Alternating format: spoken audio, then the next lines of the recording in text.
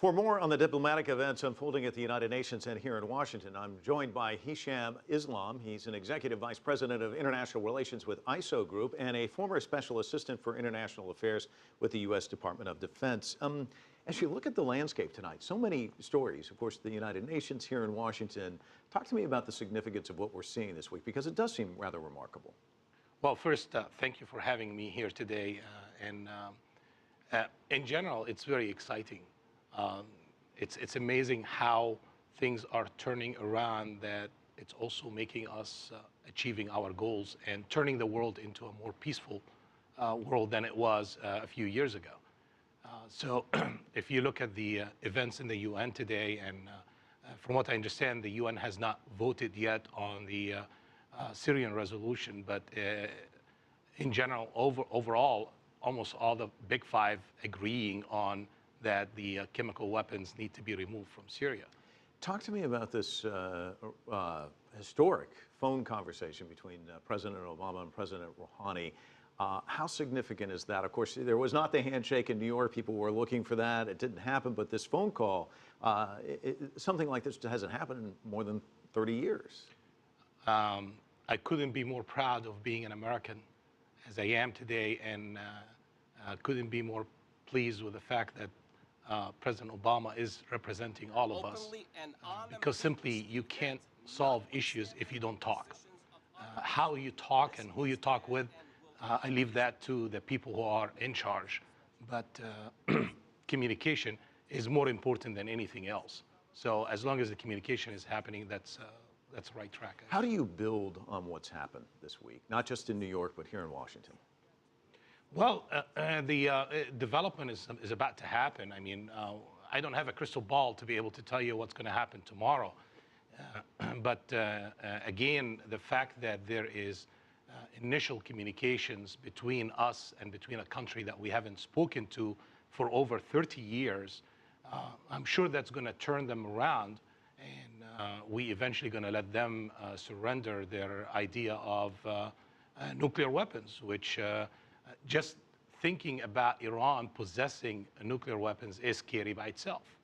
When you look at Syria, many people say it's a proxy war. There's a lot of vested interest there. Iran, one of these countries, and Iran, as Nathan King was alluding to, would like to play a role in a kind of peace agreement or peace settlement, peace conference. Is that likely to happen in your estimation? Everything is possible to happen.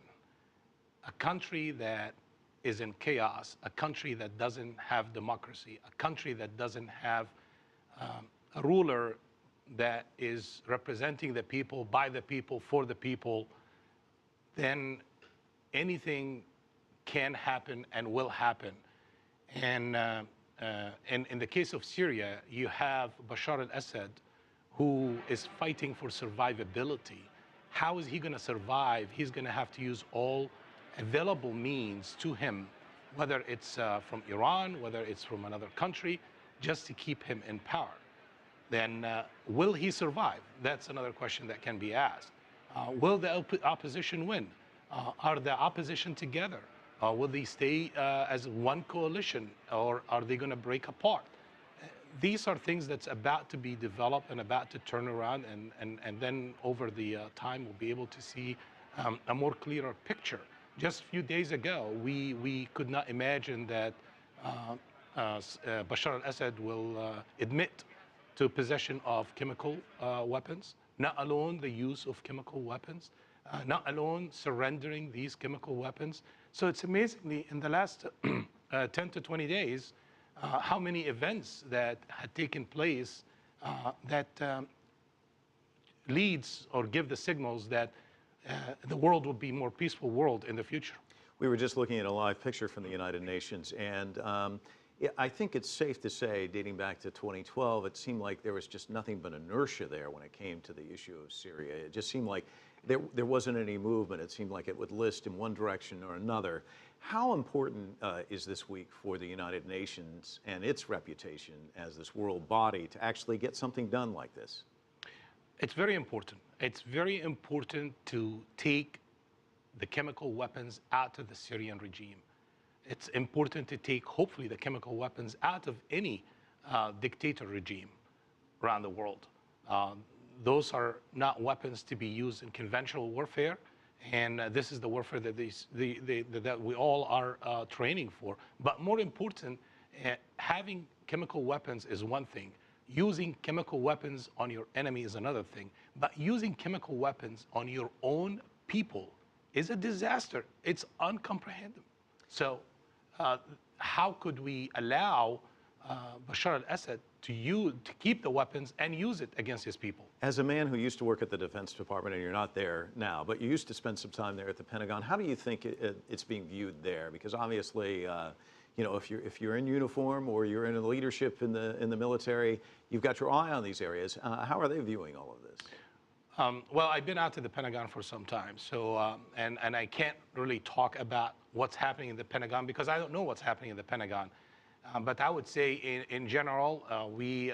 Let me pause for just a second, and we can join this conversation a little later. The vote is actually occurring in New York right now, the United Nations, so let's listen in. Adoptada por el Consejo Ejecutivo de la Organización para la Prohibición de las Armas Químicas con fecha 27 de septiembre, que lleva por título escrito Destrucción de las armas químicas. That the Council is ready to proceed to the vote on the draft resolution before us. I'd like to thank Tengo entendido all que el Council Consejo members está for listo co-sponsoring the para draft someter a resolution, votación el proyecto de which is resolución now que a me presidential gustaría text. darle las gracias a todos los miembros del Consejo por haber patrocinado el proyecto de I shall resolución, put the que ahora draft es un texto de la resolution to the vote presidencia. A now. continuación voy a someter a votación el All proyecto de those in resolución. favour Quienes estén of the a favor document or del resolution contained in document que figura en el proyecto de resolución publicado con la asignatura Please raise their hand. S/2013/575 se sirvan a alzar la mano.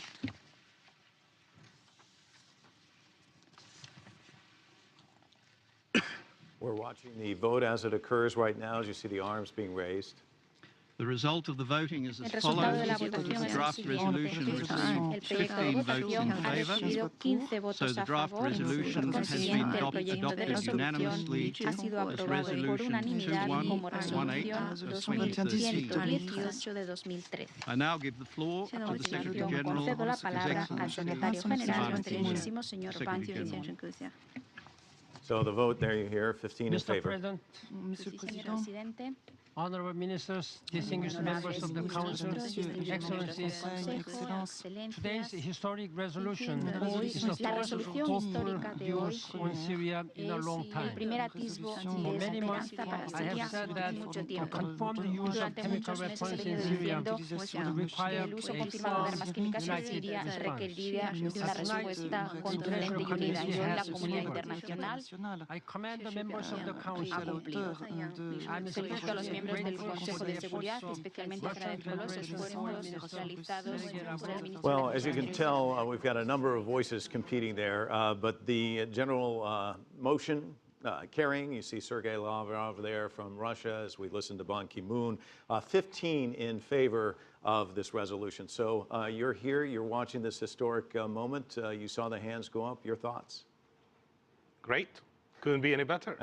That's what was expected. It's a victory for the UN. It's a victory for us. It's a victory for every country that would like to strip the chemical weapons out of the Syrian regime. Absolutely. And of course, this could be an initial building block towards a Geneva peace conference, one would think.